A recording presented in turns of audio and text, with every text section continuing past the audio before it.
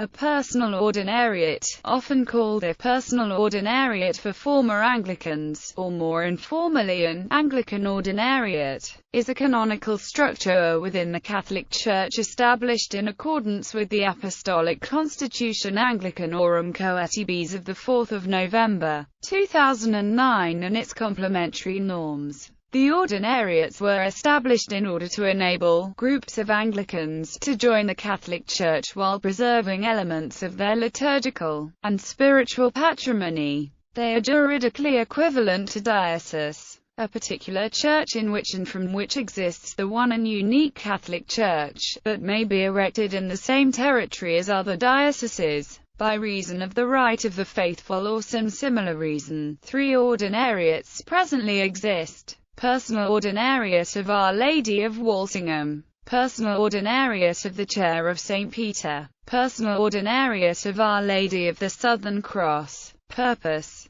the structure of an ordinariate enables Anglicans to enter into full communion with the Pope while preserving some degree of corporate identity and autonomy from the geographical dioceses for other Catholics of the Latin Church and maintaining distinctive elements of their Anglican, theological, spiritual and liturgical patrimony. The ordinariates integrate these groups in such ways as to maintain the liturgical, spiritual and pastoral traditions of the Anglican communion within the Catholic Church, as a precious gift nourishing the faith of the members of the ordinariate and as a treasure to be shared, is part of the Latin Rite within the full communion of the Catholic Church and professes all that Church's doctrine on faith and morals. The personal ordinariates were originally envisaged for former Anglican communities and clergy seeking to become Catholic, enabling them to retain many aspects of their Anglican liturgy and traditions. Accordingly, the ordinariates identify as Anglican culturally, but as Catholic theologically and ecclesiologically. Membership in the ordinariates, however, is not restricted exclusively to former Anglicans. Anglican patrimony. In a letter in September 2013, Archbishop Vincent Nichols, president of the Catholic Bishops' Conference of England and Wales, explained that, through the canonical structure of the ordinariate, Anglicans who wish to enter the full communion of the Catholic Church, bringing with them some of the traditions and beauty of the Anglican heritage in which they were nurtured, may do so. The rites of the ordinariates are characterized by revisions of Anglican rites approved by the Holy See for their use, while the Roman Rite is also permitted for the ordinariates. Their official divine worship or ordinariate use liturgy has been adapted from the Anglican use liturgy in the Book of Divine Worship that parishes of the United States as pastoral provision were already using before the ordinariates were instituted.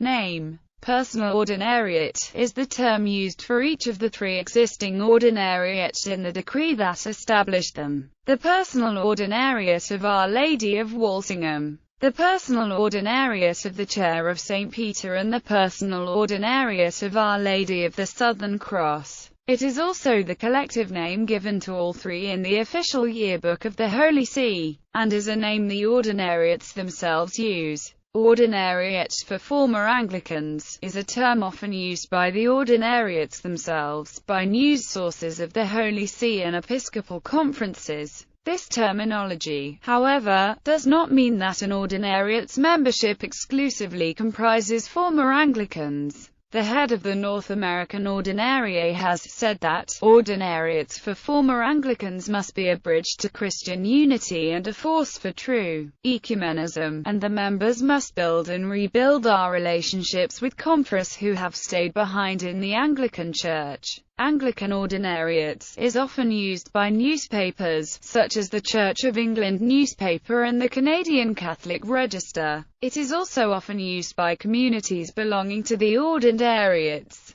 The name does not imply that the members of an ordinariate are still Anglicans, while those who have been Anglicans bring with them, into the full communion of the Catholic Church in all its diversity and richness of liturgical rites and traditions, aspects of their own Anglican patrimony and culture which are consonant with the Catholic faith. They are Catholics of the Latin Rite, within the full communion of the Catholic Church, no longer part of any other communion. Prospective members: Anglicans through the ordinariates, Anglicans who wish to enter the full communion of the Catholic Church, bringing with them some of the traditions and beauty of the Anglican heritage in which they were nurtured, may do so. However, Anglicans who join the Catholic Church are not obliged to become members of an ordinariate and can choose to belong to the Latin diocese of residence. In either form they are received by individual profession of faith. The rite of reception would normally also include the sacraments of confirmation and Eucharist. Anglicans who join the local Latin dioceses, either before or after the erection of an ordinariate, are permitted to join an ordinariate. Mgr. Jeffrey Steenson is an example of someone who first became a member of a Latin diocese before later being a member of an ordinariate. Non-Anglicans' ordinariate membership as a pathway to full communion with the Catholic Church is not limited solely to members of churches in the Anglican Communion. The founding document of personal ordinariates stated that their members would either be people originally belonging to the Anglican Communion and now in full communion with the Catholic Church, or those who received the sacraments of initiation within the jurisdiction of the ordinariate. Moreover, the personal ordinariates have extended the meaning of the word Anglican in this context to include members of any Protestant church linked to the Church of England, such as the Lutheran or Methodist Church in Great Britain, or to anyone who has ever been an Anglican, Episcopalian, Methodist, or AME in the United States. Therefore, many individuals who have never formally been part of a church in the Anglican Communion may become Catholic through an ordinariate, just as they might through any diocesan parish. The complementary norms issued at the same time added that those who have received all of the sacraments of initiation outside the ordinariate are not ordinarily eligible for membership, but indicated that, by exception, members of a family belonging to the ordinariate can become members also. Such people, not belonging to either of the other two categories of members, are thus of third class. The same three categories of members are listed in the decree of erection of the personal ordinariate of the Chair of St. Peter. It includes those faithful, of every category and state of life, who, originally having belonged to the Anglican Communion, are now in full communion with the Catholic Church, or who have received the sacraments of initiation within the jurisdiction of the ordinariate itself, or who are received into it because they are part of a family belonging to the ordinariate. A 2013 modification of the norms governing personal ordinariates made it clear that membership of an ordinariate is open to those who are Catholics by baptism but have not received both of the other two sacraments of initiation. If evangelizing by an ordinariate brings them back to the faith and practice of the Catholic Church,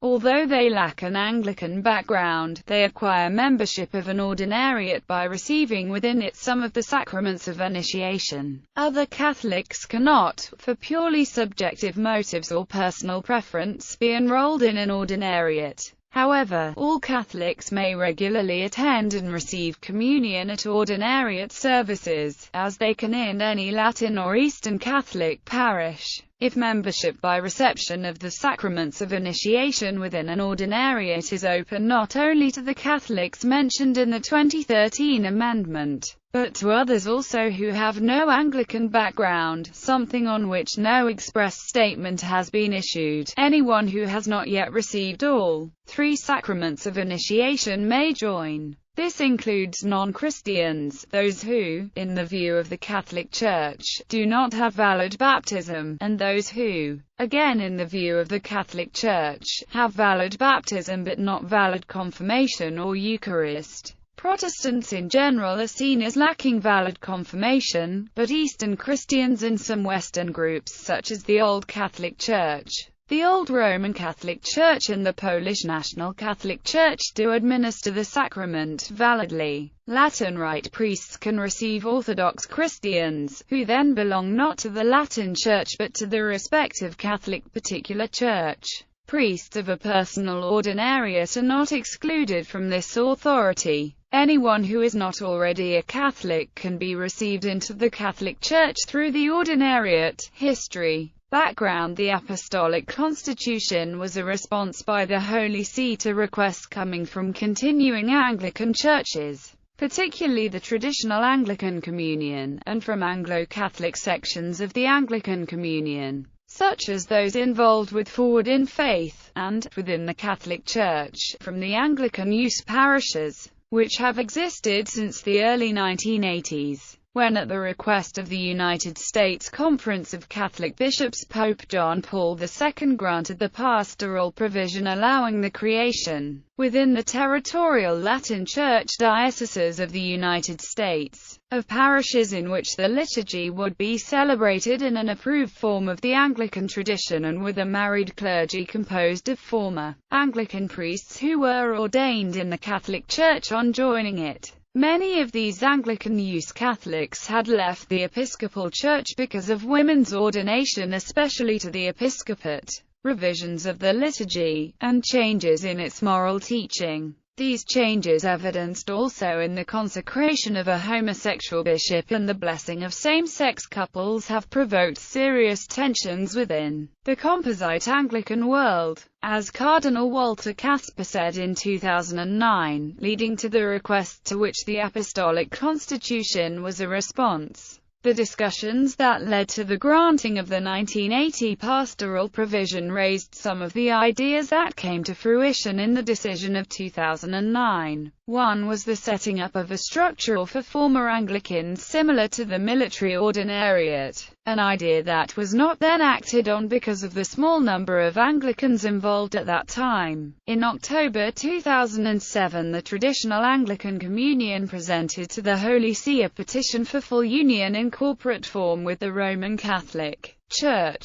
This worldwide grouping, under a single primate, of churches of Anglican tradition, but outside of communion with the See of Canterbury, was founded in 1991. It was formed over a number of issues, including liturgical revisions, the ordination of women and open homosexuals as priests, the sanctioning of homosexuality and the importance of tradition. On 5 July 2008, Cardinal Levada responded to the formal request for full, corporate and sacramental union with the Roman Catholic Church, giving written assurance that the Congregation for the Doctrine of the Faith was giving serious attention to the prospect of corporate unity raised in that request. The request thus became a basis for the decision, announced by Cardinal Levada on 20 October 2009, to issue the Apostolic Constitution. Announcement and enactment: the decision to institute personal ordinariates for Anglicans who join the Catholic Church was announced on 20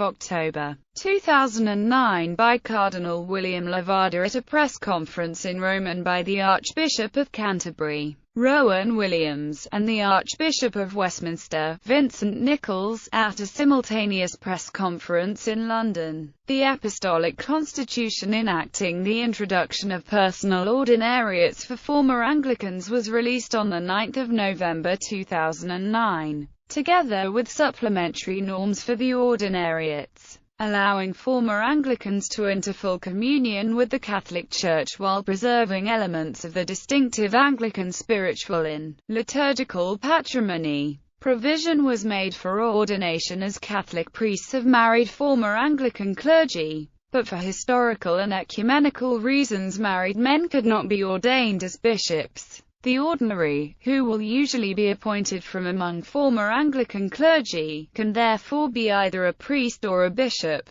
Seminarians in the ordinariate were to be prepared alongside other Catholic seminarians, though the ordinariate might establish a house of formation to address the particular needs of formation in the Anglican patrimony. In December 2009, Cardinal Levada responded to each of the bishops of the traditional Anglican Communion who signed the October 2007 petition for corporate union with the Catholic Church, stating that the Congregation for the Doctrine of the Faith had completed its long and detailed study with the aim of making available a suitable and viable model of organic unity for their group, and other such groups. The traditional Anglican Communion then undertook discussions with those other groups and with representatives of the Catholic Episcopal conferences, and planned to give a formal response after a meeting of their bishops in Eastertide 2010. Acceptance by some Anglican groups. A number of Anglican groups soon petitioned the Congregation for the Doctrine of the Faith for acceptance into ordinariates. On 3 March 2010, in Orlando, Florida, the 8 members of the House of Bishops of the Anglican Church in America voted unanimously to become part of the Catholic Church along with 3,000 fellow communicants in 120 parishes in 4 dioceses across the country. Following the vote,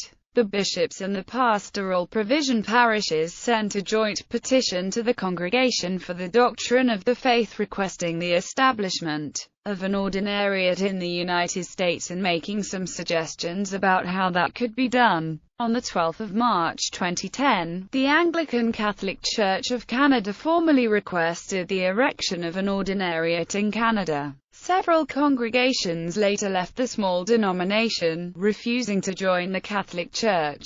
The Anglican Catholic Church in Australia and Forward in Faith Australia, mostly members of the Anglican Church of Australia, jointly applied for an ordinariate in Australia. However, 2 congregations later left the denomination over the issue. The Church of Torres Strait, another province of the traditional Anglican Communion in Australia, covering parts of northern Queensland and the Torres Strait, also applied for a separate ordinariate. A majority of the 17 clergy of the traditional Anglican Church supported a petition for acceptance into the Roman Catholic ordinariate. In September 2010, under the leadership of some Church of England bishops, the Society of St. Wilfrid and St. Hilda, a new grouping which intends to stay within the Church of England, was founded for Anglicans who do not accept the ministry of the Pope, at least as presently exercised, as an attempt to keep Anglo-Catholics in the Church of England.